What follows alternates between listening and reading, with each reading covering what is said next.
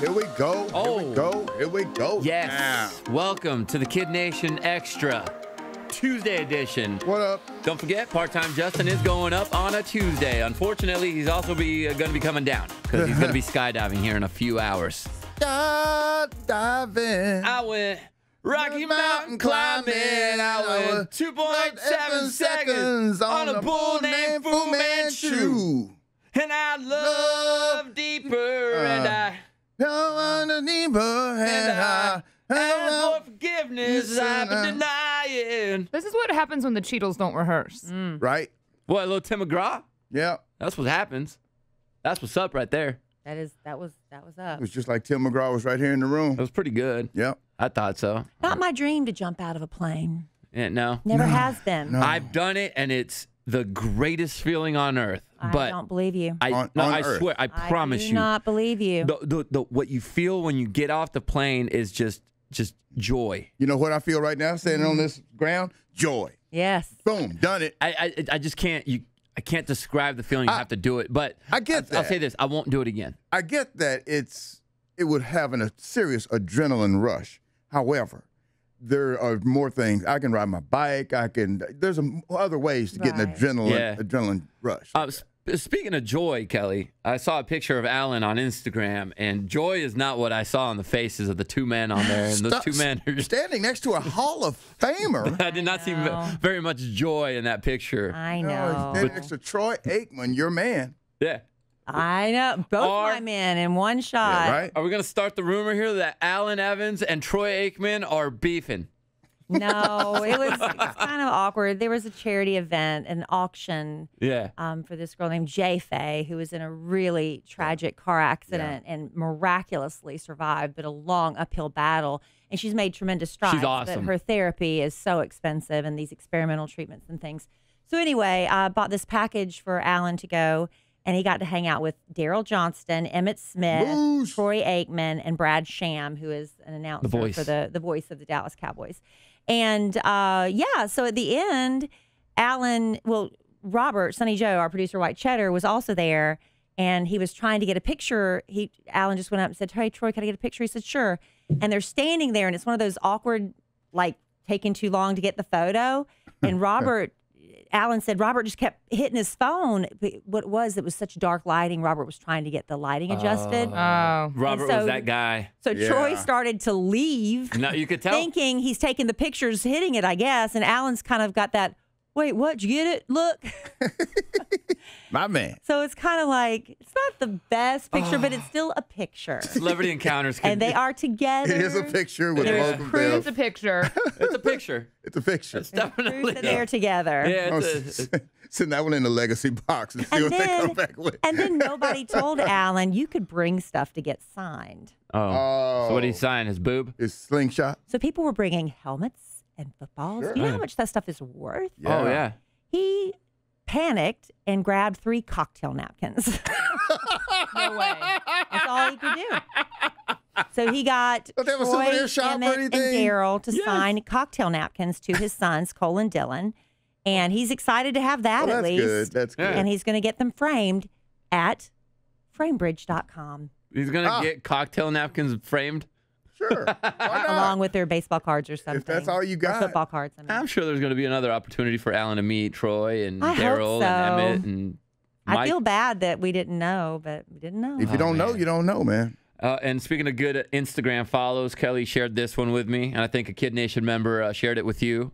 Preacher sneakers.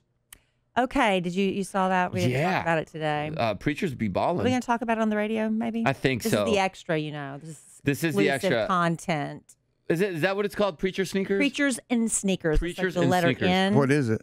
Basically, people calling out the preachers. Who are balling and paying really look like Gucci. Yeah. Isn't that against the religion? Well, a lot of preachers preach wealth. Like you're being blessed by God in a lot of ways, including material ways.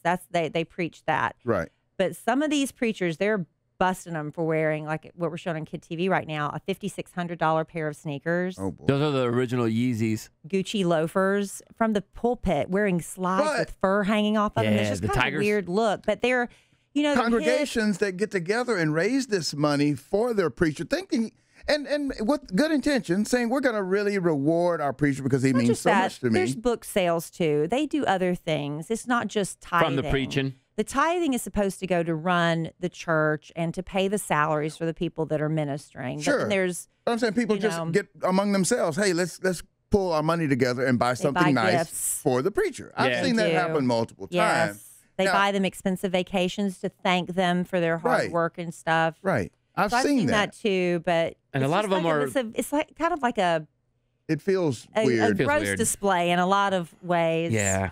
I saw the preacher that was asking for money to buy another plane. To travel, yeah, you got to travel. Another plane. Did you hear me? Not because he's got one. So you have two. Yeah. And how am I supposed to get closer to God if I can't fly up there to him? Well, they excuse it like we've got to spread our word. We got to get there to get their message back and get back and do this, that. They have an explanation for all but look, of it. you can get what? Jeez. Alarms. Anyway, Preachers and Sneakers. Yeah, you can check that out. If you want to check it out. Maybe we'll get into it, and then it might turn into a topic here with Kid Nation. But let's get to the question of the day real quick, Big Al. You're doing it? I have it here from Tracy. She says, I love using old sayings for my grandparents, like hotter than a fresh fox in a forest fire or uglier than a bucket of worms. What are the cast members' favorite sayings from old relatives or acquaintances? Oh, man, you really just hit me out of the blue. My grandmother used to say, that old dog won't hunt. She used to say that. You don't have a pot to pee in or a back door to throw it out of. Mine's in Spanish. The only one I remember is my grandma. Like, she was really big about when you received a gift and you're supposed to show gratitude towards it. Yeah. And she used to say, "A caballo regalado no se le ven los dientes." What does that mean? Which means that if somebody gives you a horse, you don't see the teeth. Just be grateful that they gave you a horse. Oh, yeah. I think that's it basically says just be grateful for the things that we receive. How about if somebody gives you suite tickets? If somebody gives you game tickets, don't ask if they're in a suite, Kelly? I didn't hear that one. Somebody gives you game tickets. Don't ask for it. Yeah. That's not one of my old grandmother's favorite sayings. Oh, that's Kelly that says it. I know my family says something that I've never heard anybody else use it. It's pea turkey squat. What is that? It's like it's not worth pea turkey squat. Oh, okay. And I don't know what pea turkey squat even is. It means it's not worth nothing. But I don't know what that means. Pea turkey squat. Pea turkey squat. Hey, that's a saying though, but that's yours. I don't know. My uncle used to always, it's not a saying, it's just he used to make a noise when he would do something cool or be excited. He'd just go, doo-doo-doo, doo-doo-doo. And I remember when my uncle would say that means he was in a great mood and it would get me all excited, so I picked it up, and that was one of my doo-doo-doo. Have you ever heard working harder than a one-legged man in a butt kicking contest? From you. Oh. Or I wouldn't kick her out of bed for eating crackers. Yeah. That's pretty good. I like that one. Yeah, ain't nothing open at 3 a.m. but 7-Eleven and legs. Who told you that one? My mother. Wow. Yeah. Sweating like a hoe in church.